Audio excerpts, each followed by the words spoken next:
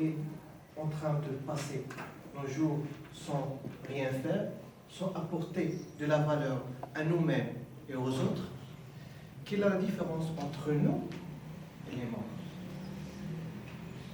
Conteste cher, mes frères et sœurs. Aujourd'hui, je suis ici pour partager avec vous une période très sombre de ma vie.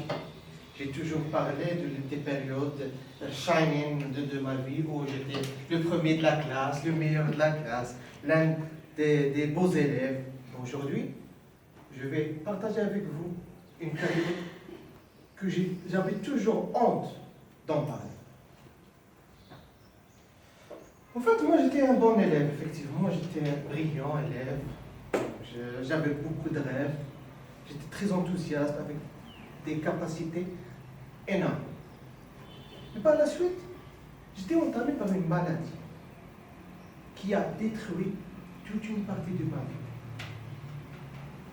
Ce n'est ni le cancer, ni le sida, ni une autre maladie complexe que vous connaissez.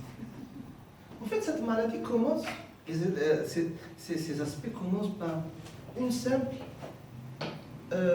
paresse, qui devient une paresse aiguë. Puis en procrastination, des choses qu'on n'aime pas. Puis on devient, jour après jour, en train de remettre toute action, tout acte de notre vie au lendemain. Et là, on devient des procrastinateurs de premier degré. La procrastination, j'en ai entendu beaucoup de discours, j'ai lu beaucoup de livres à propos. On la traite comme une attitude ou une habitude simple. Mais non.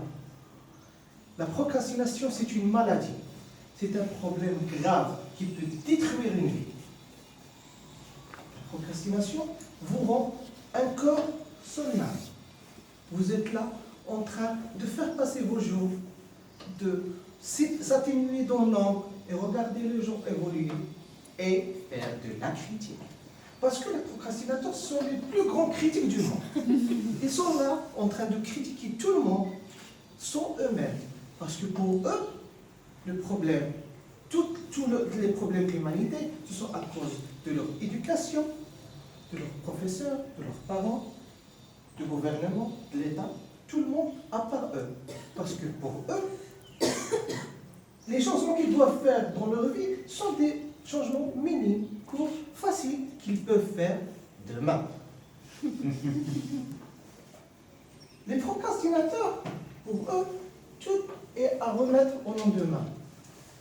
J'ai un devoir à préparer, je vais le préparer demain. J'ai un projet à faire, je vais le faire après. J'ai une opportunité d'évolution, je vais la laisser pour après. Je n'ai pas le temps. Même faire du sport, on va le faire, mais demain. La procrastination a cassé toute une période de ma vie que je repentis. Vraiment, je la repentis. J'ai perdu beaucoup d'opportunités, beaucoup de jours de ma vie que je ne vais jamais y revenir. Et aujourd'hui, c'est vrai que je me suis en sorti. Mais je ne vais pas dire que je suis guéri à 100%. Je ne veux pas dire que je suis sorti de là sans cicatrice. Mais au moins, je suis conscient que la procrastination, c'est un mal. C'est un cancer psychologique.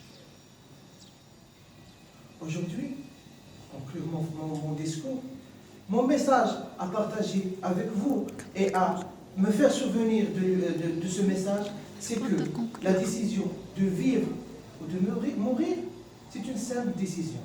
C'est la décision d'être le capitaine du bateau de sa vie ou sa barre.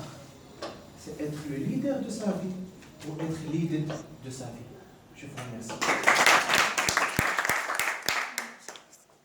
Merci beaucoup Alexandre pour ce partage. Ça montre en fait, c'est la première fois que je vois un discours